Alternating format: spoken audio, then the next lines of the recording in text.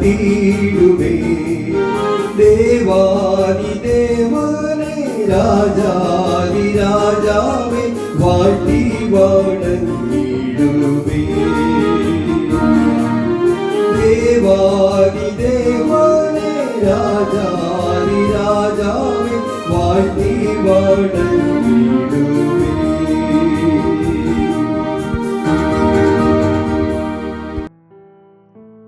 ദൈവനാമത്തിന് മഹത്വമുണ്ടാകട്ടെ.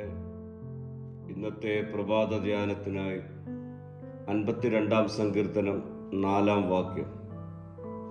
നീ വഞ്ചന നാവും നാശകരമായ വാക്കുകളൊക്കെയും ഇഷ്ടപ്പെടുന്നു.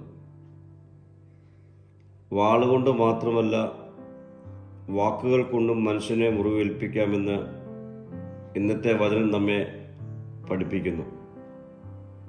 വാക്കുകൾക്ക് നശിപ്പിക്കുവാനുള്ള ശക്തിയുണ്ട്. ഒരു തെറ്റായ വാക്ക് ഒരു കുടുംബത്തെ തന്നെ തകർക്കാം. ഒരു കള്ളസാക്ഷ്യം ഒരു നിരപരാധിയുടെ ജീവിതം നശിപ്പിക്കാം.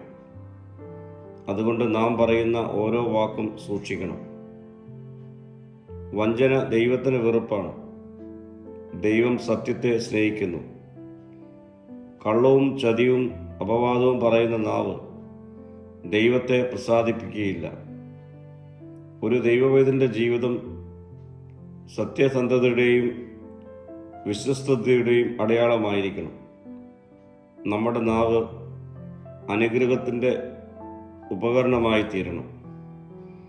നമ്മുടെ വാക്കുകൾ മറ്റുള്ളവരെ പ്രോത്സാഹിപ്പിക്കുന്നതിലൂടെയും ആശ്വസിപ്പിക്കുന്നതിലൂടെയും സത്യം സംസാരിക്കുന്നതുമായിരിക്കണം. ഒരു നല്ല വാക്ക് തകർന്ന ഹൃദയത്തെ ഉയർത്തുവാൻ കഴിയും. പ്രിയമുള്ളവരെ, നാശം വിതയ്ക്കുന്ന വാക്കുകൾ ദൈവഹിതമല്ല. പരിശുദ്ധാത്മാവിന്റെ സഹായത്തോടെ നമ്മുടെ നാവിനെ നിയന്ത്രിച്ചാലും സത്യവും സ്നേഹവും കൃപയും നിറഞ്ഞ വാക്കുകൾ സംസാരിക്കുവാൻ ഈ നാളുകൾ നമുക്കൊരുങ്ങാം.